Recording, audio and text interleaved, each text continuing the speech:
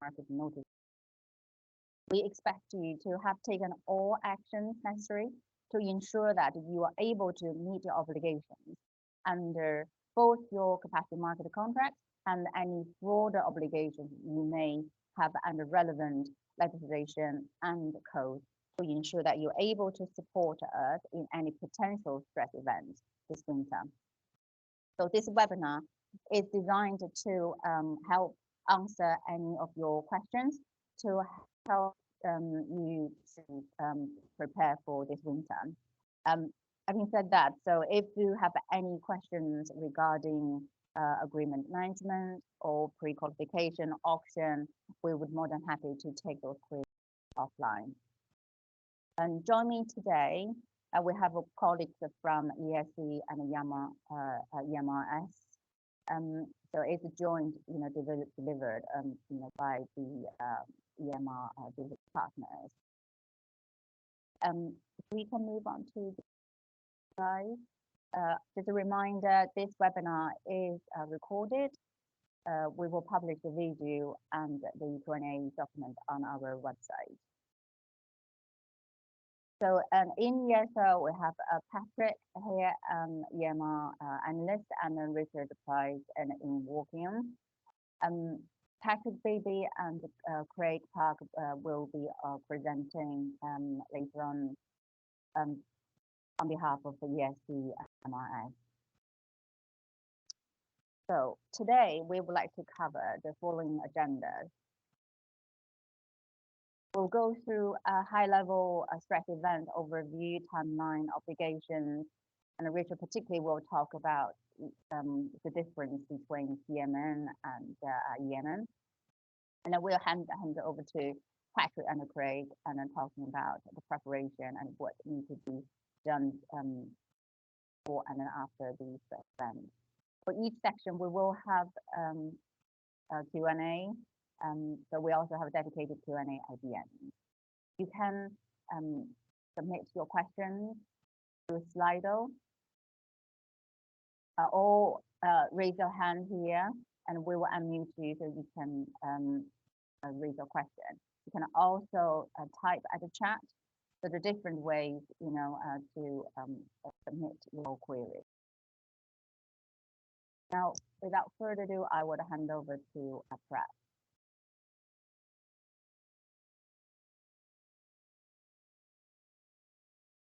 Okay, thank you, Rebecca. So I'm going to start off by defining what a system stress event is. So a system stress event is where the system operator instigates a demand control event which lasts a continuous 15 minutes.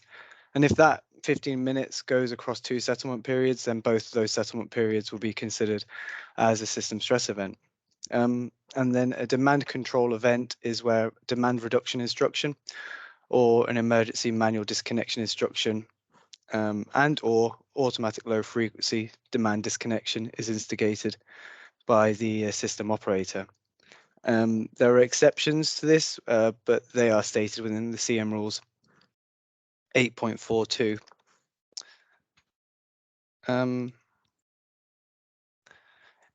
In terms of roles and responsibilities throughout the system stress event, we'll start off with the EMR delivery body. So the EMR delivery body delivers the capacity market in line with rules and regulations, and then collates the relevant balancing service and relevant interruption data from capacity providers post system stress event.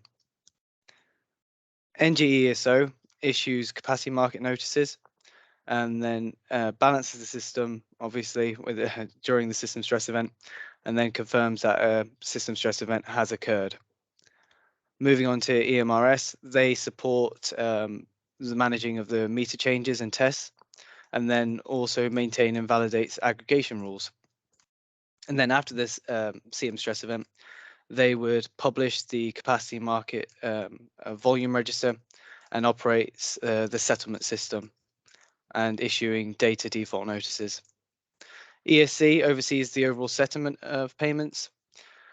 And then for the capacity provider, its responsibilities involve tracking communications from relevant parties, ensuring all of the contact details are up to date, engage in physical transfers of capacity obligations, otherwise known as secondary trading, and then ensuring metering pathways have been set up and are functioning correctly.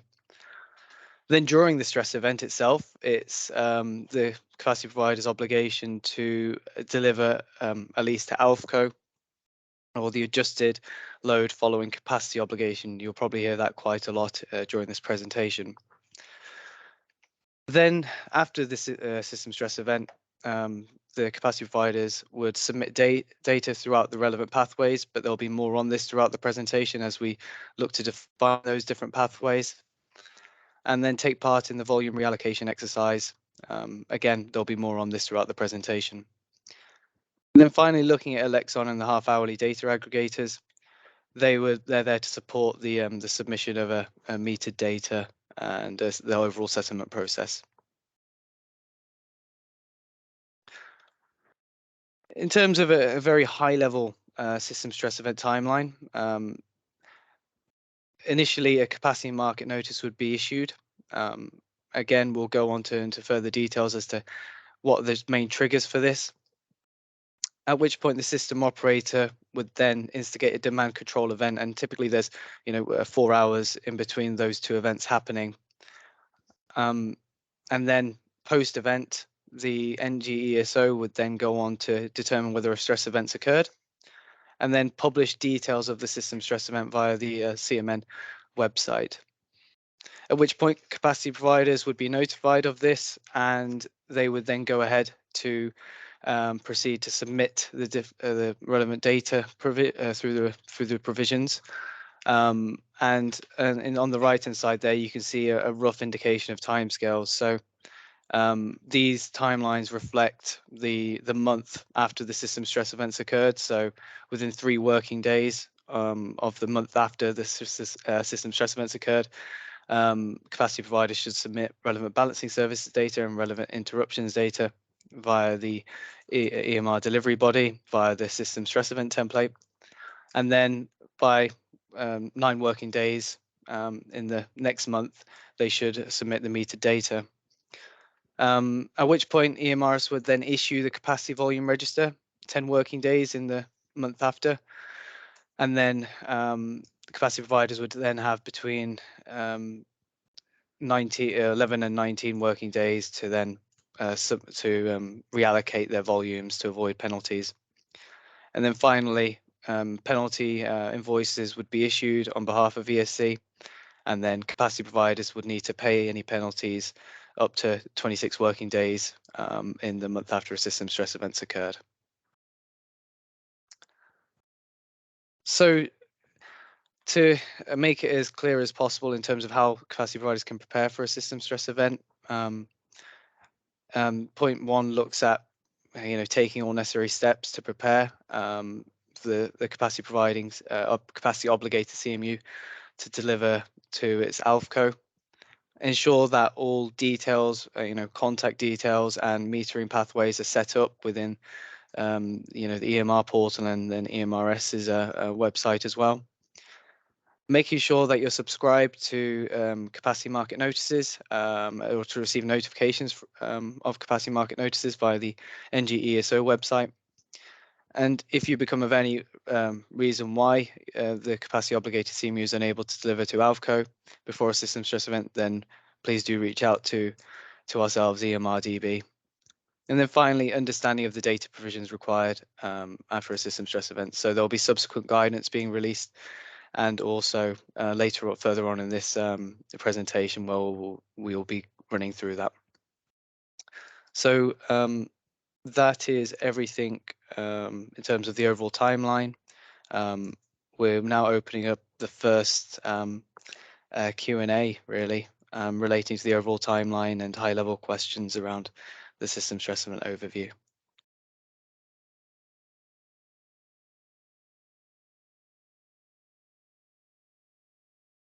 So let's have a look. We have anybody here raising hand? On Slido, there were some questions coming through already. The first one, Will the slides be shared? Yes, the slides will be shared along with the video and the Q&A document on our website after this webinar. And the first question, again, by popularity, if ESO schedule GSV cut off 24 hours in advance, as per winter outlook, will it trigger a CMN, or will the disconnected demand be removed from the calculation? I would direct this question to Richard Price, if possible. Yeah, hi everyone. Thanks, Rebecca. Richard Price here from the short-term mobility team in ESO Markets. I'm doing the next presentation after this. So yeah, I think we've had to think about this, and there are a number of different scenarios. So depending on how much warning we get of a possible shortage, that could influence how the rota disconnections are managed. For example, if on a Friday we find out that we're likely to be short for a Monday, then over the weekend it might be that BEIS instigate rota disconnections directly in advance with individual parties, DNOs, rather than going through National Grid. So there are lots of different scenarios depending on how much notice we get of a potential margin shortfall. So if they end up already being in place on the day, then it could be that the margins are okay because we're already in that situation, or it could be that we gradually move into that situation and the markets and the margins get tighter and tighter, and we move through a sort of EMN situation, and then CMN gets triggered at 4 hours out, and then we're balancing things right up to close to real time. So it does all depend on the actual scenario and where we end up at the point where a CMN would be triggered. So the CMN would normally be triggered at 4.5 hours before real time. So depending on whether the margin is below the 500 megawatt threshold for triggering it at that specific point in time, given where we are with rota disconnections or whatever, that would be the sort of deciding factor whether one was actually triggered, or whether, by having the rota disconnections already in place, the margin was sufficient. But it's worth noting, I'll be coming on to this, but even if we'd fully met all our reserve requirements and response requirements and we had a margin of 0, that would still trigger a CMN because the CMN is intended as an early warning. So we could still have a plus 500 megawatt cushion above, so surplus above our operational requirements for demand plus reserve and response, and it could still trigger it. So hopefully that answers it a bit. Thank you, Richard. If I could move on to the next question on Slido. Again, we're doing by popularity. Are you planning to introduce a regular mock stress event? Patrick, like to cover that question? Yeah, so I'll go through this on the slides later in the webinar. So if we can leave it to then, we'll come back to it. Thank you. Next question, can a stress event go over more than 2 consecutive settlement periods? What's the longest a system stress event can last for? So perhaps please could you answer that? Thanks, Rebecca. So in short, the system stress event can go as long as needed, really, but it's dependent on the time at which the system operator instructs the last outstanding DNO to restore demand in accordance with the relevant grid codes. But then post-event, then obviously the system operator would define the settlement periods to which the system stress event actually occurred, and that will all arrive within the root cause analysis, which is done by the system operator.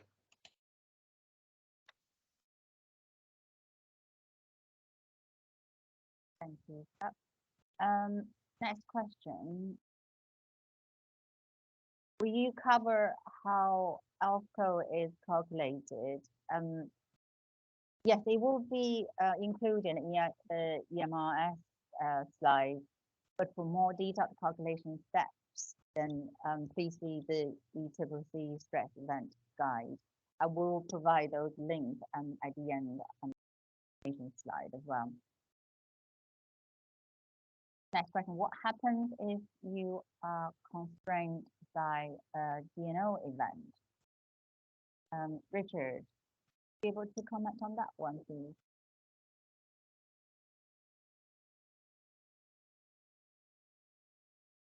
When it says constrained by a DNO event, I'm not quite sure exactly what's meant by that. Is it possible for the person who raised it to provide a little bit more information? So this is the question on Slido. If anybody could expand that question or resubmit that question later on, and then we'll come back to that one.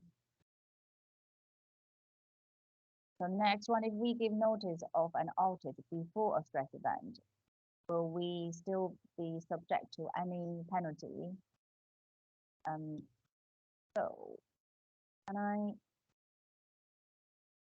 pass on this question to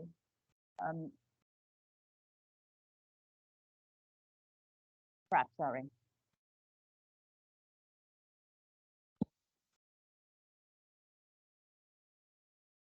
Yeah, so in terms of this question, I think the main thing to look out for is the duration at which the CMN has been issued. So if the CMN has been issued within 4 hours of the system stress event, you know, being, or the demand control being instigated by the control room, then the system stress event will obviously be confirmed in the wash-up, but then also capacity providers would be obligated to deliver to ALFCO. But within the rules as stated, there are exceptions, and if the system stress event were to occur, you know, less than 4 hours and the CMN is issued, then capacity providers wouldn't need to or would not be obligated to meet their the capacity market obligations. So it's all really about the timing at which that would occur. Okay. But I think the fact that people might have an outage or be unavailable, that's not a sufficient reason for not meeting their capacity market obligations. I think, generally speaking, you know, once the CMN has been issued, parties will have to meet their obligations. They can't just say, oh, we're unavailable, or we've declared in remit that we're not able to generate. I think the general rule is you would have to meet your obligations once it's been declared.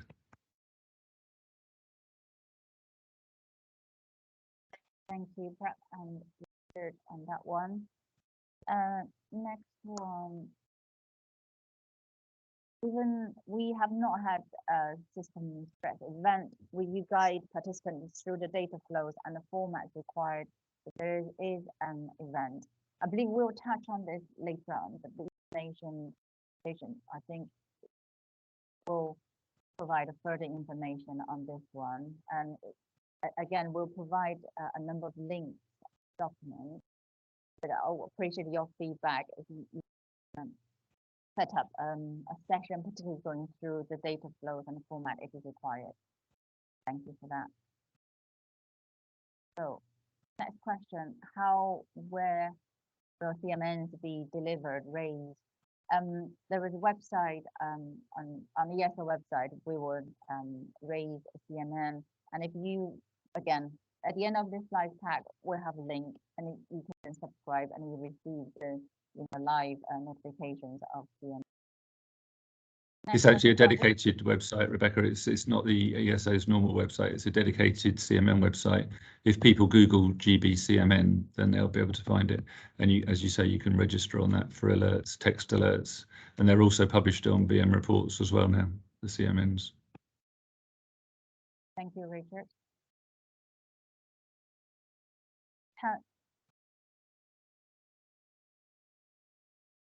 Okay, so I need to work loud. Okay, I will myself louder. Hope that's okay now. Thank you for the feedback. Yeah, that's better. Can we cover how gas interruptions will be allowed? or within the ALCO calculation. I'm not sure we have had a scenario for this. I think we were discussing that yesterday. I think we're going to take that one away. We're still investigating that. I think the scenario where there's a significant gas shortage and some gas stations are actually, they have their gas supply interrupted. As far as we're aware, they would still need to meet their capacity market obligations, but we're just confirming that and getting legal advice on that just so we can provide a definitive answer. Richard, is it fair to say that there is an ongoing BSC urgent modification P448? It also touched on this gas interruption when we have infractions with the CM, so that's what we're going to take away and look into that, Yeah. situation as well. Yeah. Right. Next one, on the DNO constraints, TO outage, you are held whole, all other events you're required to deliver.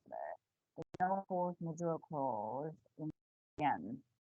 Okay, so this is expansion of the previous question, I believe, Richard, when people ask about the constraints.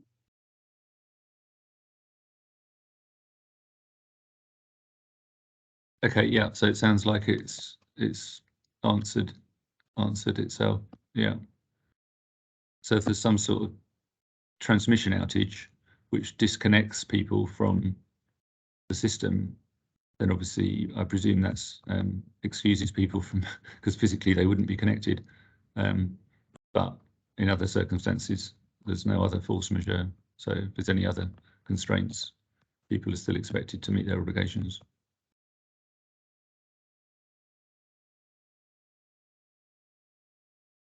Right.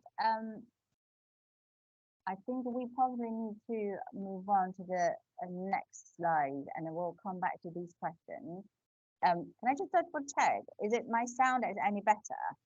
I still got people comment saying the sound is still poor, and I suspect that is referring to me. Okay. I think it's better than it was, but maybe slightly turn it up slightly.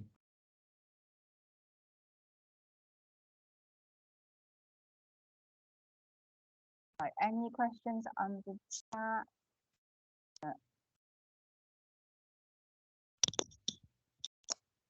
Do that. Thank you. Right, so shall we move on to the next section for Richard? Yeah, sure. Thanks very much, Rebecca. Yeah, good afternoon, everybody. As I said, my name is Richard Price from the short-term operability team at ESO Markets in Wokingham. I have given similar presentations to this one I'm just about to do at the Operational Transparency Forum earlier this year, so some of you may recognise some of this material, but I think it's a useful reminder, particularly as obviously we're going into a stressful winter. It's important for us to try and do everything we can to ensure everyone's completely clear what all the different system warnings mean and how they're different. So the key differences between them and how they're triggered and the different timescales and all that sort of thing. So it's a good opportunity to be able to refresh some of this information. And hopefully this may answer some of the questions that you might have had in the chat already. So yeah, what is a capacity market notice? So the capacity market notice process started back in October 2016. So it's been going for about 6 years now. And the intention behind a capacity notice or market notice or CMN is it's supposed to be like an early warning signal to parties about 4.5 hours in advance of real time that demand may, according to the latest forecasts, exceed generation on the transmission system. Or that a system stress event has occurred for which a CMN was not in place. So that's a possibility if it's not issued. So as we mentioned just now, CMNs are published automatically on a dedicated website, and the URL for that is shown on the slide. And on that slide, you can register for email and text alerts. So you can subscribe to that. I think at the moment there's probably over 2,000 subscribers, so there's a significant number of people subscribed to those alerts. So the key point here is that they're published automatically. So there's no intervention from ESO. So the control room don't get involved with it. There's no manual triggering. They're purely, there's an automatic calculation running in the background, which is processing all the market data. And if one is triggered every half an hour based on the latest snapshot of information, generation and forecasts, all that sort of thing, demand forecasts, then they're automatically triggered and published. So it's not a dispatch tool, so it's not intending for parties to take specific action. It's just really to give you advance warning and to remind them of their obligations. So if we do have a system stress event, people are prepared and they know that in 4 hours' time there's a possibility we may be short of generation. We may not be able to meet demand. And if we do declare a system stress event, which could happen, that could be confirmed a few working days after the event, there could be penalties on people if they don't meet their obligations. So it's really indicating that the risk of a system stress event is higher than normal. And we have had CMNs issued last winter.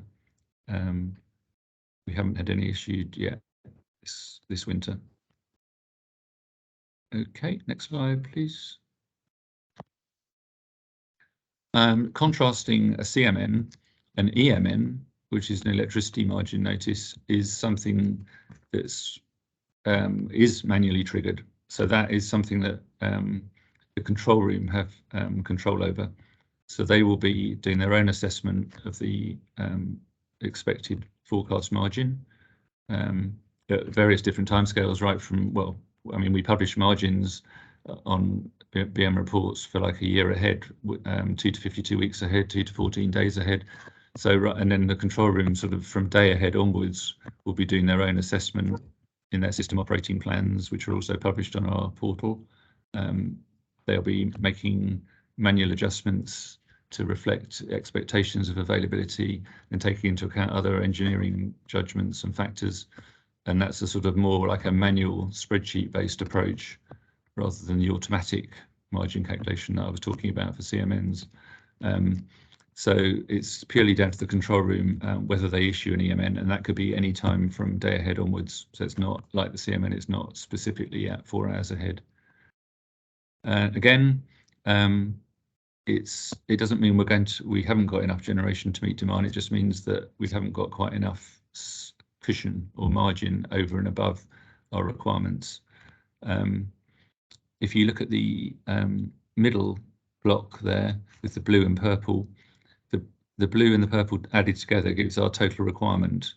Then that could potentially be eroded. So the green block 500 to 800 shows it potentially that it could drop below what's available, could drop below what we need. So the left-hand orange block of generation, you can see that's in that green area. So that's still, even though it's been eroded, it's not enough to trigger an EMN. Whereas on the right-hand side, the orange block there, you can see that's been eroded below the, let's say, 800 trigger level. So that's a significant erosion of our response and reserve requirements, that purple operating margin element. So in that circumstances, it's likely that an EMN will be triggered. But just re-emphasising that that's a decision for the control room. So it's not a firm trigger. It's not an exact science. So can't say that, you know, if the erosion was 801, they would instantly issue an EMN. There are all sorts of factors that go into it. So it's down to their judgment. Okay, next slide, please. So this just summarises the differences that I've been talking about between the two notices. So the CMN is automatically triggered if the available generation falls below that plus 500 threshold. It doesn't take account of constrained generation. It's specifically at 4 hours out. So if there's any issues before that, it won't trigger. The agreement holders of capacity market agreement holders, it's just like, as I say, it's an early warning. It puts them on notice that there is a higher risk of a system stress event actually occurring, but it's post-event that's actually going to be confirmed. they're published on a separate dedicated website, and they're specifically aimed at parties that have capacity market agreements. The EMN is, as I say, is a manual triggered notice, and the key difference is that's when reserve has already been eroded, so it's a negative threshold, so it's below the total requirement. The impact of constraints on the available generation is taken into account in the EMN process, and as I say, the lead time is flexible, so it could be any time from day ahead onwards. And that is specifically, whereas the CMN is just sort of alerting people that there's an elevated risk and they may need to make sure they meet their obligations if there's necessity. The EMN is particularly requesting that people maximise their availability. So if anyone's got any extra availability that they can make available to the system operator, make available to the control room to meet the demand, all those, that would be, you know, greatly appreciated. And that's a grid code that's mentioned in the grid code. The EMN is one of a suite of warnings like high risk of demand reduction and demand control. So that's mentioned in AC6. And again, that's published on BM reports as well, Balancing Mechanism Reporting System, and that's very much operationally focused. So it's something that the control room are monitoring the whole time. So yeah, as it says at the bottom, they're separate notifications. They're not linked in any way or related. They're for completely different purposes, and they were developed at different times. You know, one was for the capacity market rules, the other one was as part of the grid code for operating the system, balancing the system. Okay, next slide, please. So this was like a sort of website explainer, I think we called, which we've published on our website earlier this year, which tries to just summarize all the things I've just been saying about the different lead times for the different notifications and the triggers. So the sort of vertical axis is the surplus, so that shows you the plus 500 trigger for the CMNs and the, let's say for the purposes of this, minus 500 trigger for the EMN when we've eroded our requirements. That's negative. So if you imagine a scenario where we start off green, in the green area at the top on the top left, because the surplus is above 500, so everything's fine. Then we drop down into the yellow area. We've probably had some generation losses at that lead time. The operating margin is not eroded by more than 500 at that point, so it's not triggering an EMN. Then we continue down that line and we move into the red area. So we have exceeded that EMN threshold. So then under those circumstances, it's likely that the control room would probably issue an EMN, although if it was like, you know, 501, they might use their engineering judgment and say, well, we're not going to issue one because it may well, it's a very volatile situation. We may well get some gains to counteract the losses. So it's not a precise science. Then we might have some improvements in the generation availability. So it might come back out. So they might cancel the EMN. Then it could very well drop back into the red region and they might need to reissue the EMN, or if it was very close to that threshold, they may not have cancelled it in the first place. It all depends whether they felt that the gains were significant or not. So it's down to their judgment. Then something which happened last winter, I think, which confused quite a few people, was that an EMN could be cancelled, let's say at 5 hours ahead, and then a CMN could be issued almost straight afterwards, which I think did confuse quite a lot of people, because they thought, well, what if you just cancelled the EMN? Why are you then raising an EMN? Obviously, the CMN was automatically triggered, but we wanted to sort of emphasise that's all to do with the difference in the thresholds. So even though you're above the minus 500 erosion threshold for the EMN, you're still very much in the CMN territory. So it's not until you get to plus 500 that the margin, you've got a positive cushion at 4 hours ahead that you would not issue a CMN. So at that point, that yellow line, when you get to 4 hours ahead, that would still trigger a CMN, even though an EMN might have just been cancelled. And then if things carry on improving, it's constantly monitored between 4 hours ahead and real time. And then once it goes above the plus 500 trigger, it would then, the situation would be green, if you like, and we would cancel, the CMN would be automatically cancelled. So hopefully that makes it clear the different lead times and triggers and how the EMN is triggered and how the CMN is triggered and how one could be triggered even though the other one's just been cancelled. Okay, next slide, please. So yeah, I think this just summarises what I've just been saying. On the left-hand orange block, you can see that we're above the 500 cushion, so you don't trigger a CMN. And then on the right-hand side, it's below that 500 trigger, so it would trigger one.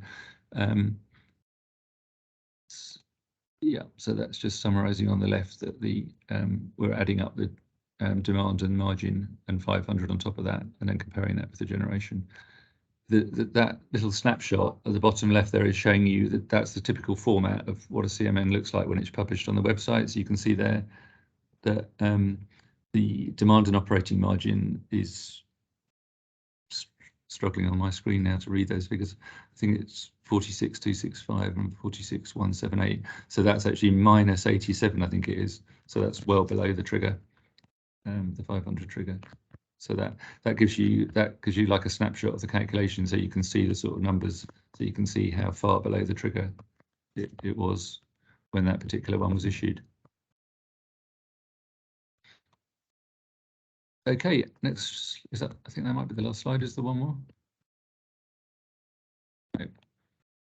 So okay, hopefully that was clear. So we'll move on to questions. Richard, you'll be pleased to know there are loads of questions in relation to CMN on Slido. Just check any people here. No person raised a hand. So let's go to Slido. And again, I said, let's clear out the CMN related questions for Richard for now.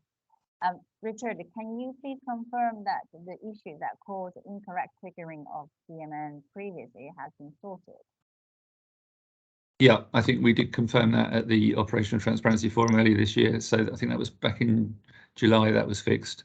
So yeah, that's right. We did have a bug in the calculation. It was all to do with some specific units being not recognised as being available for being delay desynced in the calculation due to a combination of PNs being withdrawn and that sort of thing. And we confirmed that we fixed the calculation back in July, I think, so that's all fine now. We've tested that thoroughly, so we're not expecting that issue to recur. It was making the calculation pessimistic, so it was triggering a CMN when it wasn't really needed. But yeah, that should all be fine now for this winter. Lovely, thank you very much. And then there's also a similar kind of question about if we have ironed out the bugs. So the answer is yes, we have. Yep. Next question regarding the CMN is that, sorry, things are moved because archived and I lost here we go. When is an event confirmed as SSE, a system stress event? Richard, would you be able to confirm that? Sorry, could you just say that one again? When is the event confirmed as a system stress event? Oh, yeah. As I mentioned, it's sort of, I think the target is between 2 and 5 working days after the event. So it's once we've had a chance to collect all the information and analyse it.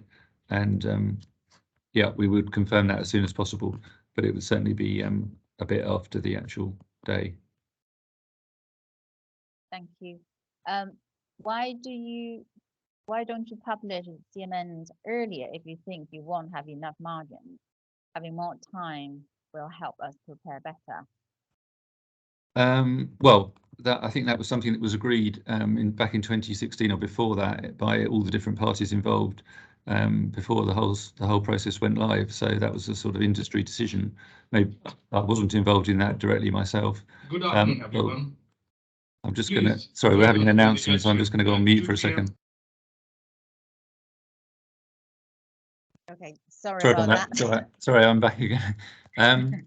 Yeah, so that was what was agreed. So it was agreed that it would just be an early warning at 4 hours ahead. But on top of that, you can also look at the derated margins that are published on BM reports from day ahead onwards.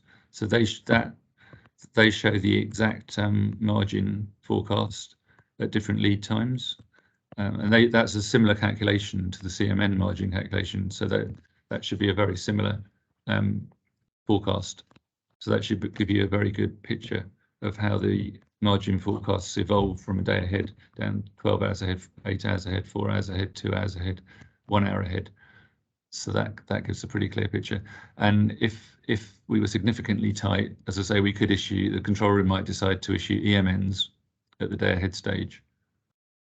But specifically for CMNs, that was the decision that was taken and approved by Bayes and Ofgem, I assume at the time, that it would just be at that specific lead time 4 hours ahead. Okay, thank you, Richard. As I said, I just want to give you all the CMN related questions for now. So the next question is, what's the minimum time limit prior to an event you would cancel a CMN?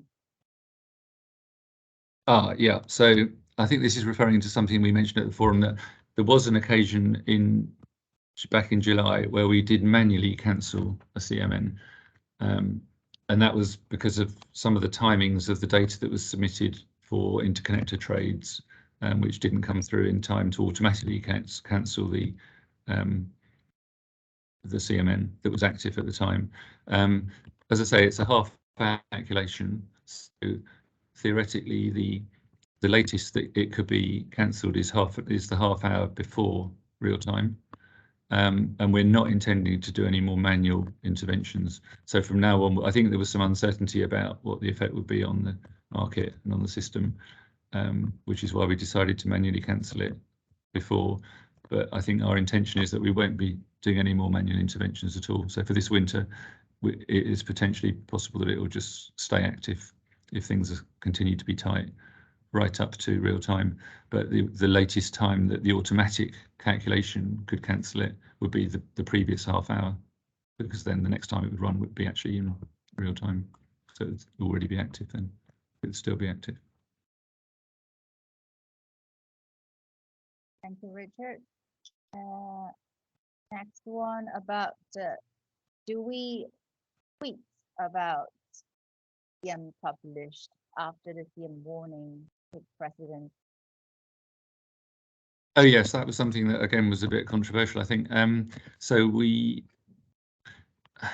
I think this goes back to the intention behind the CMN. So as I say, it's intended to be an early warning that there's a higher risk of an SSE, but it doesn't mean that we're expecting not to be able to meet demand. So we've still got a 500 megawatt cushion. So if we issue an EMN, the reserve has already been eroded, so the control room are sort of more worried. But the purpose of the CMN is to just give advance warning. So it doesn't necessarily mean we're worried about security of supply. It's just saying we're within 500. So be prepared if you're a capacity market provider. So what we've done in the past is if a CMN's issued, but there's no EMN and the control room are comfortable, so that we could be meeting our reserve requirements fine, there could be a margin of plus 499. Then we've tweeted to say, as far as the system is concerned, from a security point of view, the control room are happy, and don't be alarmed about the risk of demand control or anything like that. We're nowhere near that situation. But obviously, the CMN is an automatic process that the control room don't have any involvement in. So that goes on in the background. So that's been automatically issued. But yeah, for the purposes of having enough margin, the control room are comfortable. So hopefully people can understand the distinction there. So you can still have that cushion of up to 500. So it's just an early warning, really. Thank you, Richard. There's another question about CMN.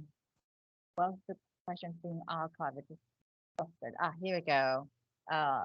From Shane. Why would a CMN be issued after an SSE? a system stress event, just to remind a CMU that they should have been available with the ALCO and maybe facing penalties if they. I didn't quite catch. I don't think it would be issued. It wouldn't be issued post-event.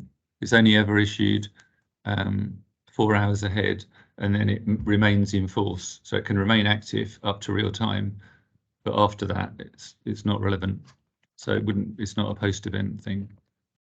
So it shouldn't apply retrospectively. It's just there as long as it's been issued. It has to be issued in order for a particular period to be classified as a system stress event. That's the sort of prerequisite. Okay. This is about the DMRS section. Can we add a link where the DMN is published, a way to be notified when it happens? So again, we will have the link at the end of the presentation and showing where you can register to this. Yeah, I think it's on the system warnings page on BM reports, but I'm not 100% sure. I can check that.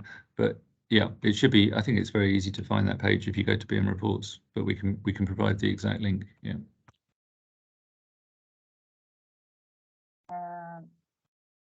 If I just do to, I have been reminded about the timing. Just trying to close out as many questions as possible.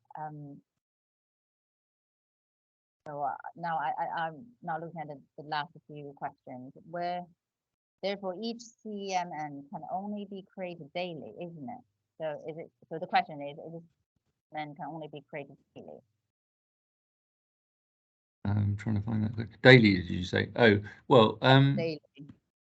when you said daily, I mean, they apply to a specific period. It's normally for the peak. So it's, let's say, for period 35 or 36 or something. But potentially you could have a CMN that applied for any half hour in a day. But once one is active, let's supposing it's triggered at 4 hours ahead and then the margin is below 500 for any of those intervening periods, even though it's okay for the target period that it was originally triggered for. So let's supposing at 2 o'clock it was triggered for 6 o'clock, and then if on the next half hour 6 o'clock was fine but 5 o'clock wasn't, it would still remain active. So it keeps looking at all the intervening periods once there's a CMN active, and it applies. It's a sort of half-hourly resolution, so it's looking at individual periods within a day. But as I say, normally it applies for the peak. If a CMN remains in place for 4 hours or longer, but there's no stress event, did we confirm it to the market? Well, as we were saying, whether or not we have a system stress event is only confirmed after the event. So that's in the sort of 2 to 5 working days after the event. So that's when you'd find out whether a specific period was a system stress event. But by then, you have to have demand control, and if we had demand control that was instigated by the system operator, then I'm absolutely sure everyone would know all about it. So there wouldn't be any doubt about that. Yeah, we could have had, who knows, we could have had OC6 demand control where we're specifically instructing voltage reduction or actual disconnection, or automatic low frequency disconnection, which we talked about earlier on, or rotor disconnections or anything like that. But in any of those situations, I'm sure everyone would be fully aware that we were in that demand control world. Okay, thank you, Richard. I'm really sorry. We still got questions here, but I have to move on. Not doing a good job of timekeeping at all. So can we move to the next slide? And I believe that Patrick's going to talk about. Yeah, maybe we'll take some more at the end if we've got time. Yeah, we'll have a dedicated Q&A session, although even we are overrun already, we'll see how much time we've got. But we'll include all the questions in the Q&A document and publish on our website. Yeah. Okay. Hi, everybody. I'm Patrick Bibby from the Low Carbon Contracts Company and ESC, who manage the settlement body of the capacity market. So Today I've only got a couple of slides. We're just going to go through our data focus, and this is going to go through stress events or potential stress events, mock stress events, and it links back to SPDs as well. So all down to a component level. Next slide, please, Prav. Yeah, so what's changed? So from previous mock stress events, our kind of view of the capacity market changed. In those mocks, and obviously there's never been a stress event, so we won't be able to test this live. It was the responsibility of the capacity providers to send data to the delivery body, who then in turn sent it to the settlement body. For this winter, we will be changing that. So even though that's the rules say that this is still the case, and you can still send data if you want to, but we've gone through a data cleansing exercise of our systems, and we'll be able to use our own data to then, if a stress event happened, to settle it. That won't be 100% perfect. So we've also been going through a load of data initiatives to make sure that we have quality checks around all the things that can go wrong with data. And as you can see on this little triangle on the right-hand side, we've basically, over the last year and a half, and I've presented this a couple of times over that year, what our intent was. So now we've got a kind of functioning settlement database, which has got all the capacity agreements, any movements to do with milestones or secondary trading or anything like that, the aggregation rules and the metered volumes all combined together. So at any half hour, we know exactly what's going on when that data exists. So within a actual stress event, if it was to happen, there will be exceptions to that. So we cannot see relevant balancing services or interruptibles data. These will still have to be sent to the delivery body, and it's something we'll be working with the delivery body in future to see if we can kind of automate that link between ESO and ourselves. And then also self-submission sites as well. Obviously, we haven't got the data access to metered volumes like we have with the BSC, so the self-submission will still need to be sent through to EMS. So basically, if that data isn't already within our existing processes, we cannot see it. But then that's changed the way our focus was. Previously, for the mock stress events, we were asking for 100% of data. Now we're only asking for data issues and those exemptions. So it makes our time to actually settle things a lot simpler, and hopefully capacity providers a lot simpler as well, because you will have less risks in having to send it to us.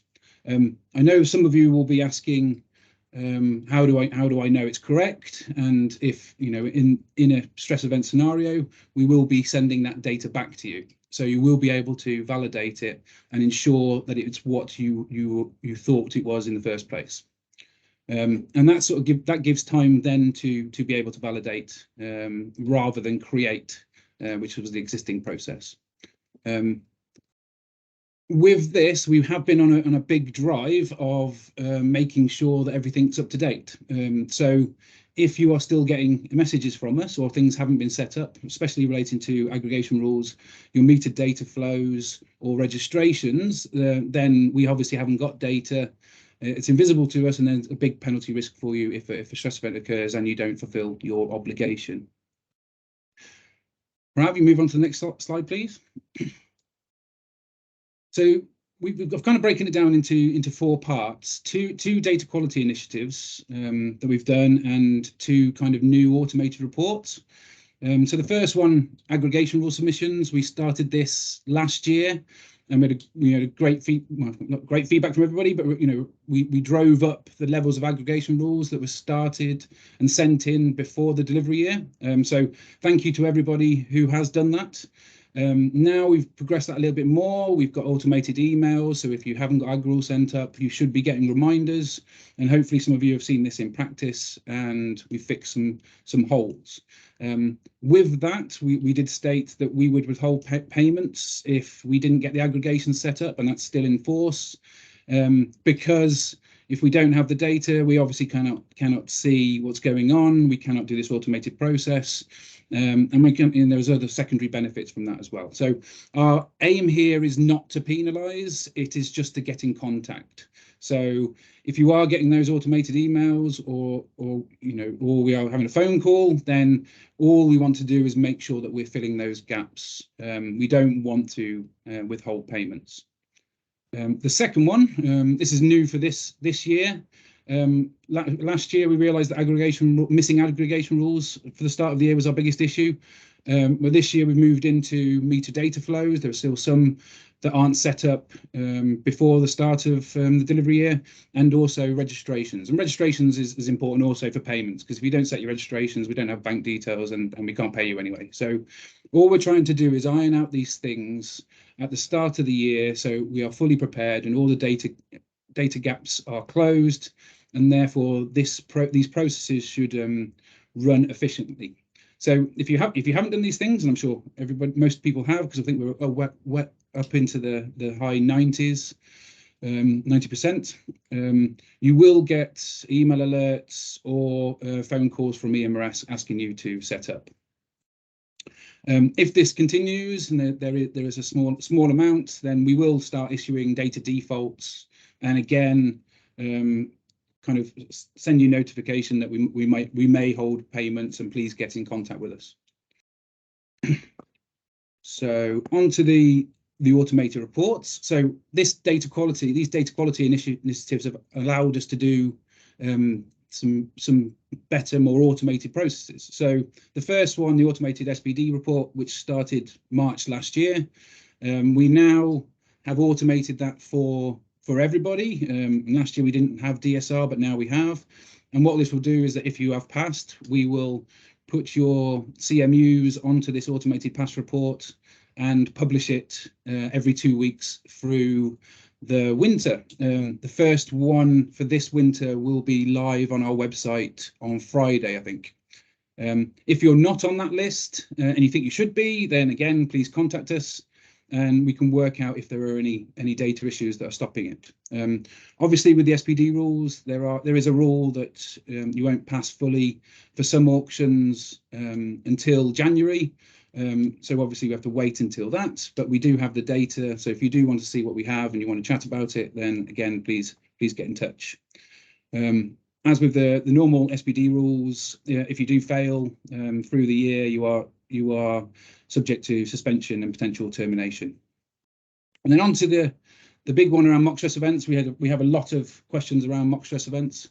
So now we've called this mock stress event 2.0. So previously, what this was doing is, again, checking that data was coming in from capacity providers to the delivery body to EMRS. Whereas now, because we have this data, what we will be doing is creating a kind of imaginary stress event, which are period to be confirmed.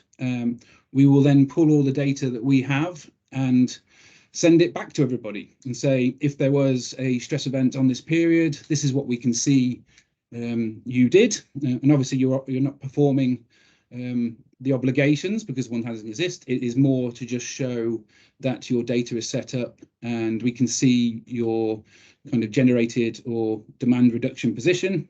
This will be by email. There will be some slight adjustments to it because there will be things that are not set up. So we are encouraging contact through this, but again, we're in the high 90s. We think it will all be working smoothly. And then again, you can validate the data, and if there are any problems or things not matching what you think, get in touch again. And as we go forward, we will be looking to automate this slightly more and do it more regularly. But we are planning to do this, first of all, in November. So please look out for that, and we'll communicate that date with you in the next few weeks. Hopefully that answers some of the questions around mock stress events. There are other things, obviously, that need to be tested in mock stress events, like volume reallocation. The next few slides, EMRS will be talking about the volume allocation process. And there is a link in this to the stress event guide, which I've put a link into the chat earlier. We do need to update that guide with this automated process, and we will do as we communicate the mock stress event next steps. So prior to next slide. Any Q&A off the back of that? Thank you, everybody.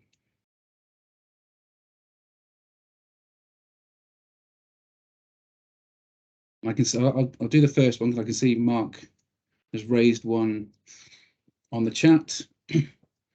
So Yes. the answer to that is no. Last year we agreed that if you were on our SPD pass report, you automatically passed, and we would confirm that with the delivery body. So therefore, you do not have to update it into the system. The difference between this year and last year is that last year there was two criteria that we didn't automate, but we have automated those this year. So again, if you have any further questions, please send it into our ESC info box, and we can show you where you are and what position your CMUs are at. Rebecca. Yep. Right, shall we again, like we did just now with Richard, we'll pull out the questions in relation to the data. But this one, I hope it's the right to direct to you, Patrick, about when would the clock on the volume reallocation start if stress event happens end of the month, if now the early following month.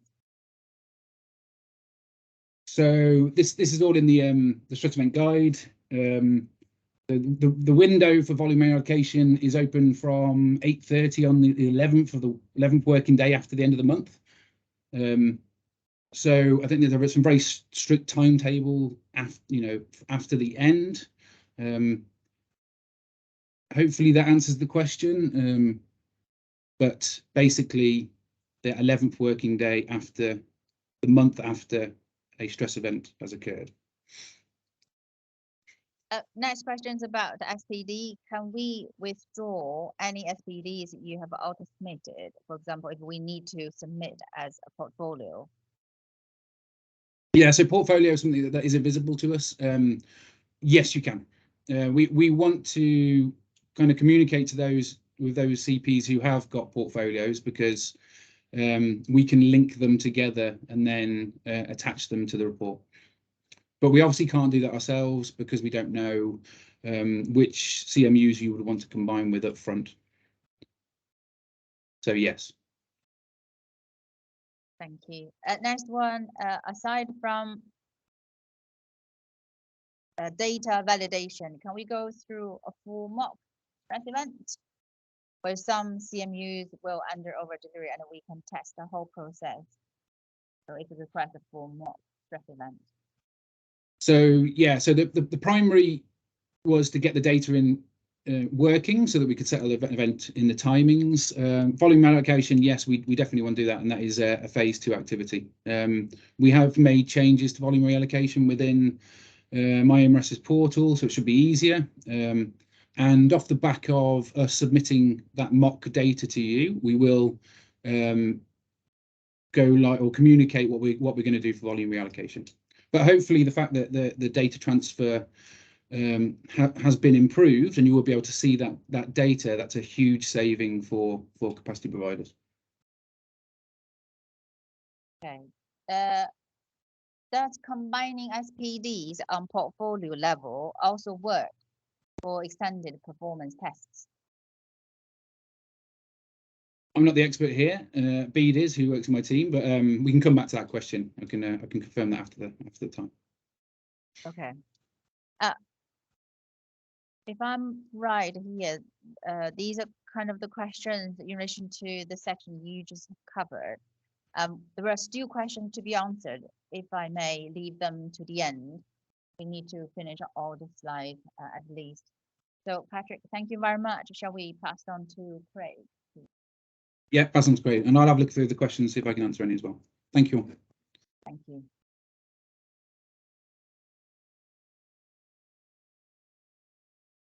I think I'm on screen now. Is that correct? It's a little bit delayed on my end. Yep, it's on the screen. Excellent, cool. Hi everyone that's made it this far. Appreciate you sticking around. My name is Craig Parker and I'm the ops lead for EMRS. Yeah, just going to go straight into the first slide then, please.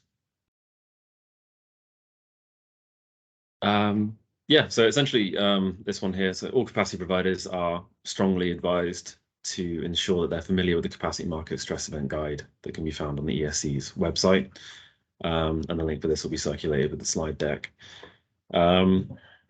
Specific areas of interest are the ALFCO section, which lists how it's calculated and what it is used for, the penalty invoice calculation section, which covers how the penalties are incurred and calculated, and the volume reallocation section and what that is and how it occurs, which we'll touch on another slide later in the deck. I'm pretty sure ESC previously mentioned, but RBS and interruptible data should still be submitted as per the existing process. Just to cover that off, we are looking at improvements to this process, which will be communicated in the not too distant future.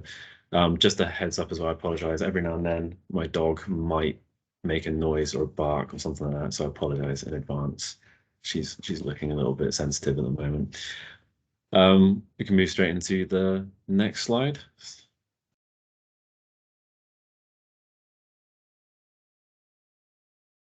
Sorry, a few seconds.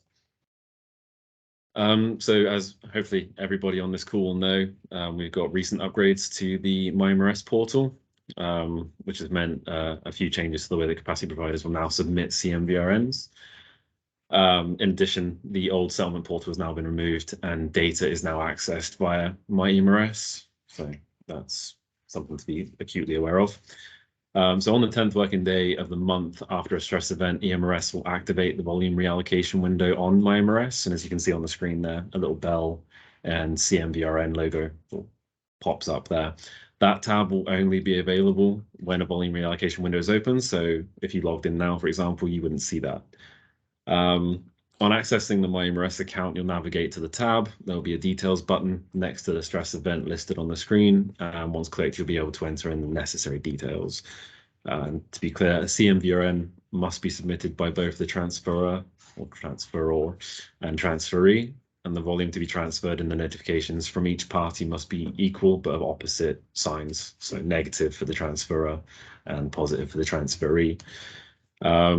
Essentially, yeah, please make sure that you're registered on MyMRS. We still have a number of capacity providers that haven't managed to get themselves registered on the site, and that allows you to add your bank details, view all the data that you need to view, add contacts and everything else to operate your account on our system. We can slide straight through into the next slide.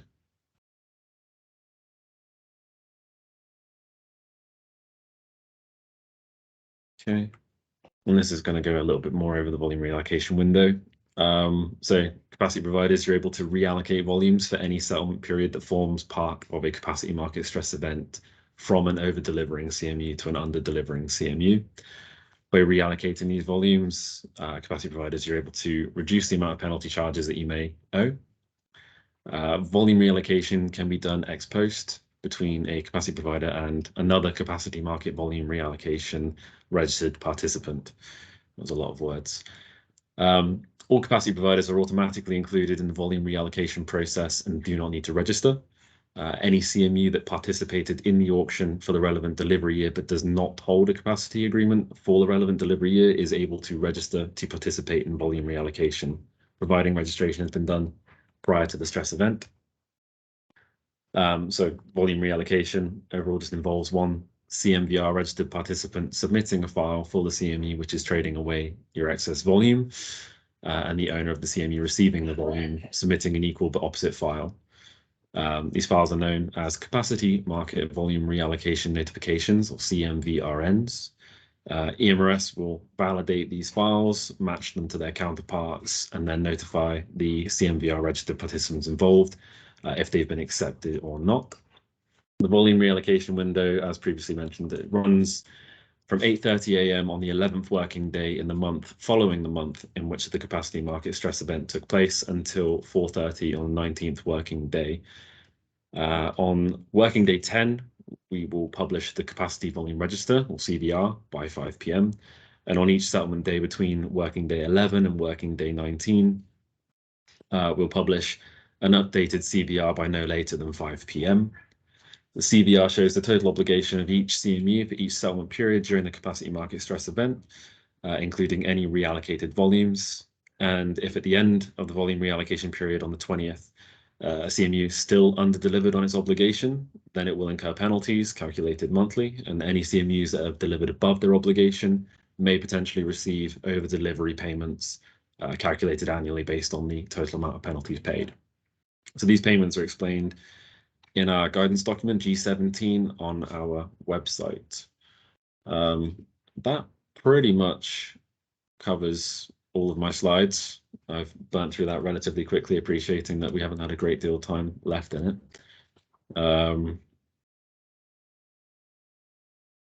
Let's have a look at this one here.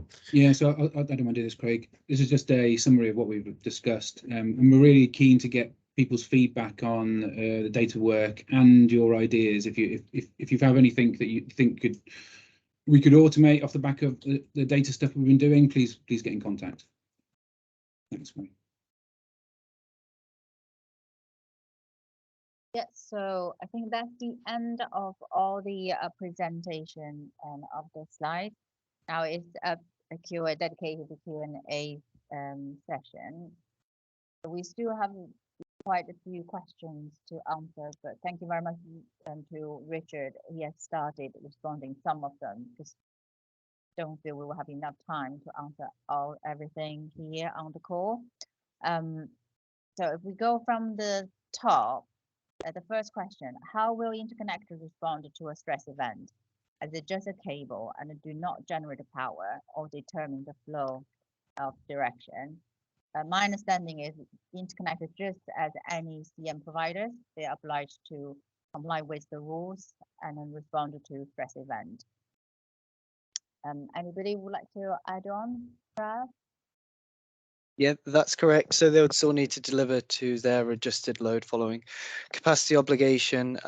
There are provisions within the rules if there's been a system operator intervention to reduce the scheduled transfer, where they would be exempted from this. And then obviously if they've been participating in relevant balancing services, where that would be taken into account in the following ALFCO calculation.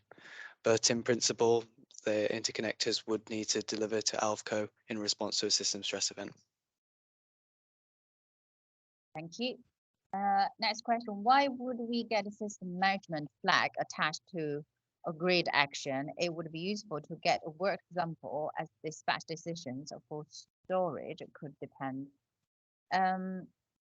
Richard, are you happy? You're able to answer this question?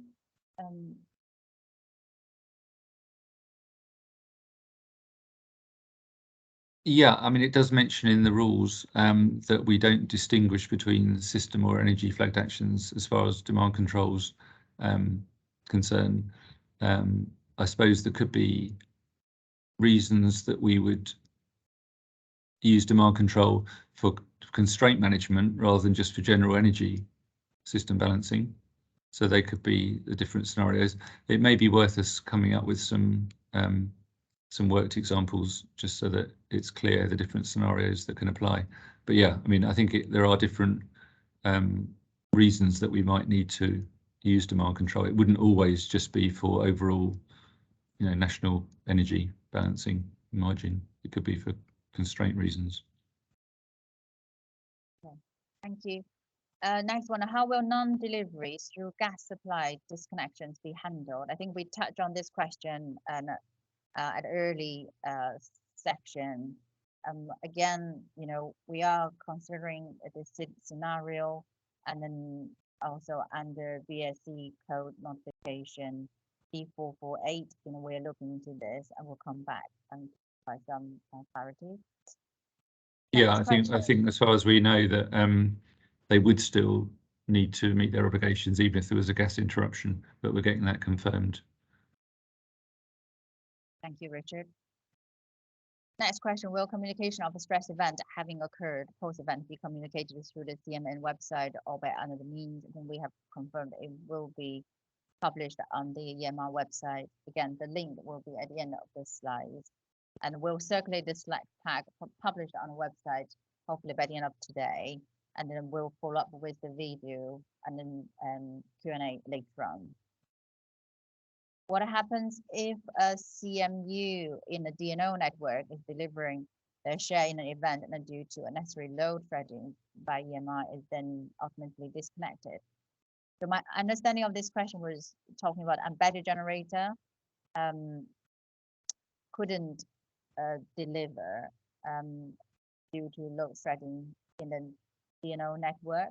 My understanding is they're still obliged to deliver in a stress event. Current rules don't exclude them this scenario. Perhaps, is that right? Yeah, just furthering on that, I think if there's load shedding which is implemented by, as mentioned within the winter outlook, then there will be considerations taken. But I think one thing I would like to point out is if there's any kind of interruption with the transmission system, as an example, this would be covered within the relevant interruptions. And so these are all listed within the CM rules and the guidance which is published. But is there anything else you wanted to mention there, Richard? I see you've. Yeah, I think we were thinking about this earlier, weren't we? And we mentioned it earlier. It's all to do with, whether rotor disconnections are, whether they count as demand control that's instigated by the system operator, or whether it could be potentially BEIS could do them directly without National Grid being involved, or even if we are the ones that instigate it, is that a special category that's excluded, or is it, or in the example that was just mentioned about a DNO outage, is that, a special category, or is that force majeure, or are they still expected to meet their obligations? And it's similar to the thing about gas. If they're interrupted by the gas supply emergency, then are they still expected to meet their obligations? They're all like special cases which we're trying to get confirmation on at the moment, so we'll come back and confirm that, I think, as soon as we can. Thank you, Richard. This one I think is more kind of a statement rather than a question.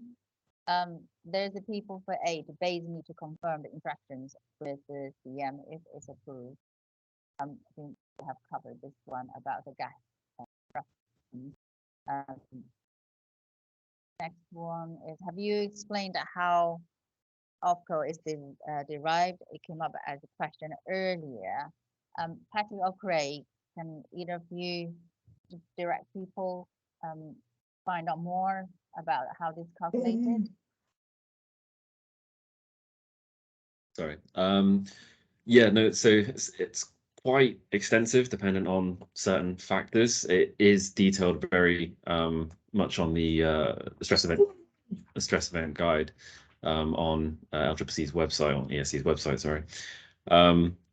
And essentially being the the AACO multiplied by the percentage of the peak demand minus your capacity committed to balance of services, sorry.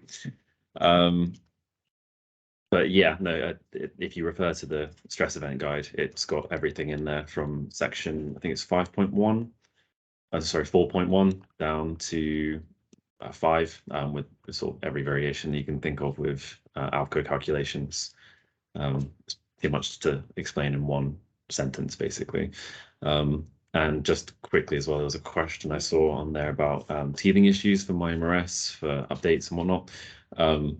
Because MyMRS is quite fresh on the revised version of it, there's been a few bugs that have been identified. There should be a release today to update MyMRS and fix a lot of these bugs and teething issues.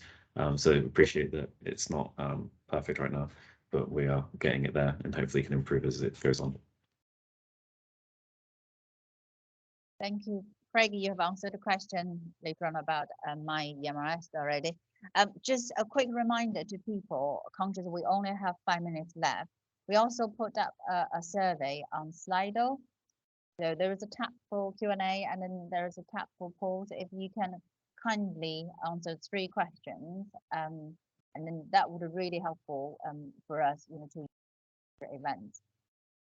Right. So next question. If the penalty you would incur from non-delivery is less than unwinding an already traded position to be able to deliver, are there further penalties?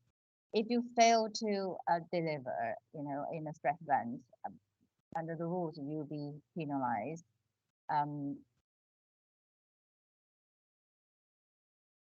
And yet, I don't think there's any further penalties occurred. Next one is about ALFCO. I think Craig has mentioned the, a good examples provided in the stress event guidance document.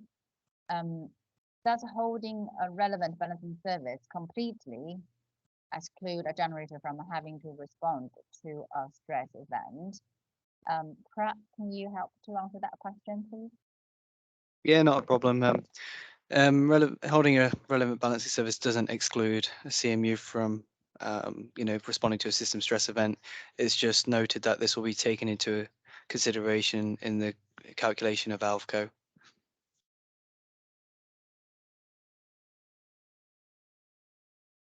Thank you very much. There is a question just pop up regarding interconnector response in a stress event. Are connecting SO actions reducing flow into GB also included as an exemption, the way that NGSO actions are? Perhaps would you be able to cover this question in terms of interconnector? This scenario, reducing flow into GB, whether that is considered as assumption? Yeah, I think mentioned this earlier on. If the SO reduces the scheduled transfer by the interconnector, then it would be considered as an exemption to meeting the capacity obligation. But those are all listed within the CM rules. I think it's 8.5.1 in terms of the complete list of how the CMU or capacity provider should respond to a stress event.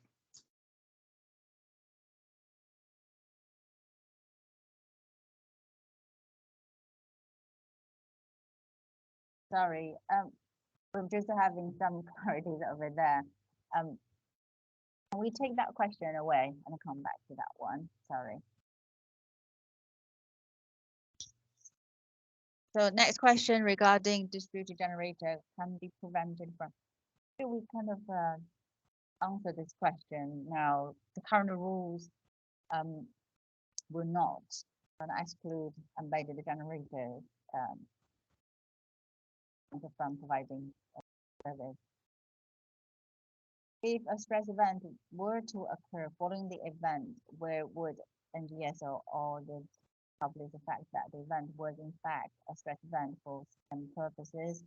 I believe we have confirmed that on the EMR website, and there's a dedicated page to confirm the stress event. Next question, Richard has kindly put some answers there.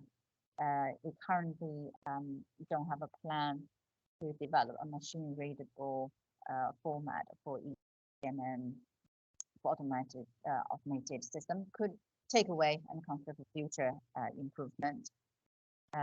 We'll publish the slides on our website today and circulate the link ASAP. Next question, can you confirm if there's a demand reduction not issued by ESO, then that would be a stress event? So my understanding, the stress event would only be confirmed by system operator, the ESO, but we'll come back and then confirm on the Q&A document. If a stress event occurred, where would ESO do we publish it? Again, yeah, we answered this question. It will be on the dedicated website. Can a CMU that has not participated to a relevant auction participate in volume reallocation? What are the steps for it? Register as SCMVR. So Patrick or Craig, any chance you can cover this question?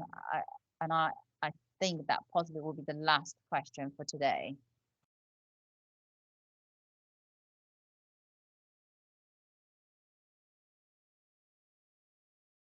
Sorry, I got interrupted for a bit there. Can you repeat the question? Sorry.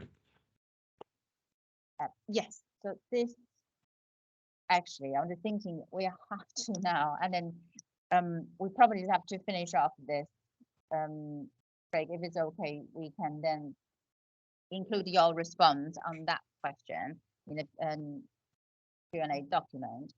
Now, a few contact details for people if you want to get a hold of us, have one-to-one sessions if we haven't answered all your concerns and questions. But hopefully you found this session, has been useful. You still have time to give us some feedback on Slido. Now the survey is open. And the next slide is what we have, referred to useful information that you would find the guidance, the notifications, where you can register to receive the notifications. And I'm afraid that's the end of today's webinar. Thank you so much for your participation. Apologize, we didn't have time to answer all your questions. Also apologize for my sound. Hopefully you found this session is useful. If there's a need for future session or work examples on certain data flow and process, then please let us know. We will try to arrange them. And hopefully you would have a lovely afternoon, and we'll speak to you soon. Thank you.